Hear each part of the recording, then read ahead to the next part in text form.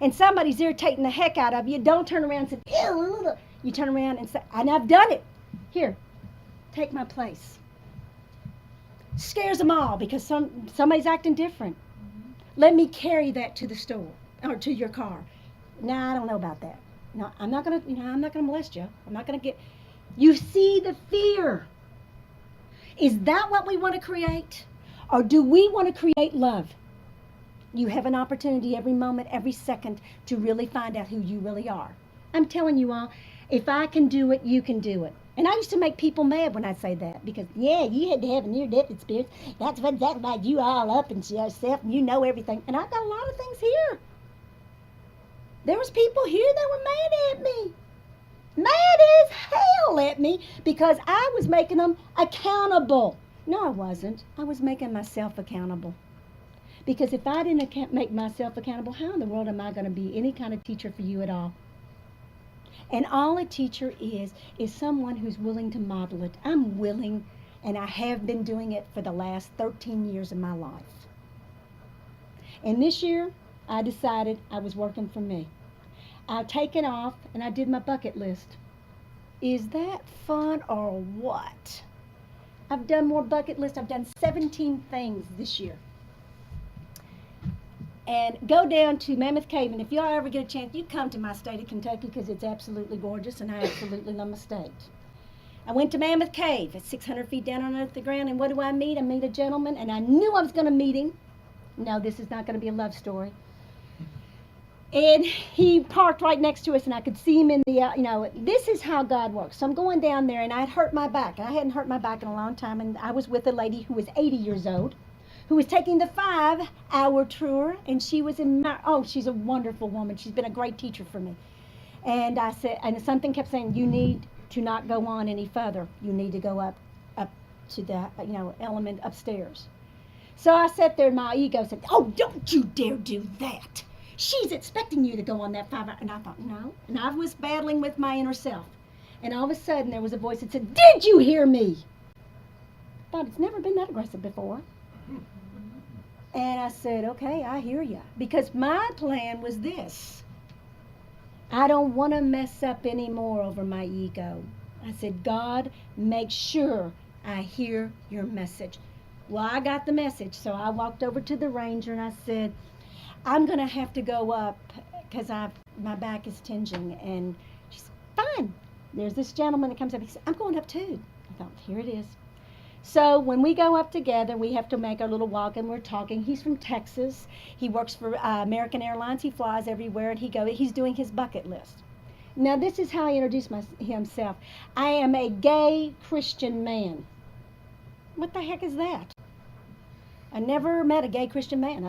I said, what does that mean? And he said, and then he started talking to me about God and about Jesus. And we sat for 2.5 hours together, absolutely embracing one another. And he said, you are just different. I said, well, we're all different. But I don't think you're a gay Christian man. I think you're so having a human experience, and you just happen to have it in a gay world. I said, it's still your opportunity, whatever you choose. And he was like, eyes open, lit up, and I showed him the energy that comes out of my hands, and I let him see my light and my, inside. And he was like, wow, I never seen that before. I said, missing something, because you're a gay Christian man. You're still looking at that. He got in his car. He hugged me. He said, I absolutely love you. And this man I've never talked to again. He did write me a little email, said, thank you for opening up. Because I said, you need to go to your church and announce that you're a gay Christian man, because you're hiding. He said, you got to be kidding me. I said, well, a gay Christian man voices gay Christianity, whatever that is. He wrote me back later, and he said, I did stand in my church because he helped create his church. He was a founder. But he had not told them he was gay. So he said, it was much easier than I thought. I said, you made it all up. I said, everybody's making up their own stories. He said, they handled it well. I said, well, you ran the place. What's wrong with that? We've got to get out of our entitlements. I am the I am. Because whatever you say you are, you are. And I am a divine being of God. I am a light. I am a torch. I am a teacher. But most of all, I am love. And that's all there is here. Love or fear. I've already done the fear thing. I wear the t-shirt, I've got the scars, and I have seen the beast. But if you're willing to really look at yourself, you'll see the beast too and you'll love it. Train your dragon. Love it. Love it like you never did, because that's why you're where you are. You're in polarity. And the polarity is not there. It's a lie. It's untrue. It's a story. Go look at your stories. I bet half your life you wouldn't even it's all a lie. Because have you ever asked anybody really the truth? Did you really mean that when you said that about me? Nobody's ever asked that. They just assumed. We know nothing. We know nothing. You only know your perspective. What I want you to do is start really asking yourself questions. Did they really mean that? I mean, think about the things I've been called. Oh, you have no idea. I won't even go over the words. And I would stand there and I think, oh my gosh, listen to what they're saying about themselves. Because I saw it from a whole different perspective. For the first time, I really am seeing that in great compassion and love. If you will have compassion and love for self, how in the world could you do anything else to anybody else if you loved yourself fully? You couldn't, because whatever you do to at least your brother, my brother, you've done to me. So if you're slapping somebody's face, you're slapping your own. And you're going to be responsible for it. Now I'm telling you, you're going to meet that maker, and you're going to be responsible. And no, it's not going to be scary, because there's not a big God up there saying, oh, going to be a good day today. Is it going to be a bad one? No, that God doesn't exist. There's only a loving, kind, probably the most love I've ever felt in my entire beingness. Wouldn't you agree, Hannah? That we can't even express in words. We can feel it down here. Truly, you can feel heaven here. But you just never have ever allowed yourself to experience it. All you have to do is open up your hearts. Get out of your head and drop it down in here. Close your eyes. Open up your hearts. Close your eyes. Damn it! Close your eyes. Everybody, close your eyes. Feel it. Feel it in this room. Open up your heart. Open up the doors. Open up everything. Don't be afraid anymore to really feel this, because this is what you've been wanting to feel all your life, but you've been afraid to. Feel it.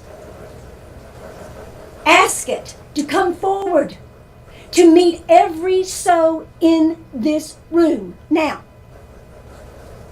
breathe it. Take it in. You deserve everything and more. Let it open up your hands. Feel the energy in your hands. Feel the energy in your feet. Feel the energy in your soul.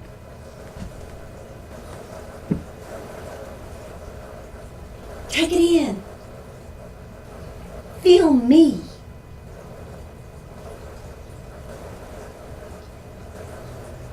That's all we have to do, is stop being afraid and allow ourselves to experience truth and love. That's it. That's it. You know, I wish you could do the bells and the rings, but that's it. It's simple.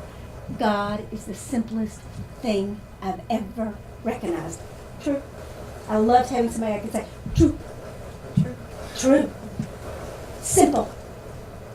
And why we make it hard is because we've been told it has to be struggle, it's got to be hard, it's got to be a war, you got to go out here, you got to go do this, you got to go do that, got to do this, got to do that, No, that's going to be a little bit higher. You need to jump a little bit more. No, I am not playing anymore that game. I want the light workers. And it said, I got up at 3 o'clock in the morning, I heard a voice say, get up! I thought, ooh, not nice. And it was then, get up.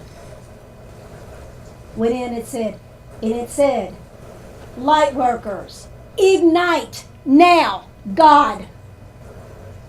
In other words, why are you holding back? Why are we holding back the light that we are? Why? You afraid somebody's going to say, oh, that doesn't look really pretty on you, honey. Put it down, please. Making me feel bad. You're giving me a shadow. No. I'm not going to be anybody else's shadow, and I'm not going to be anybody else's but my light.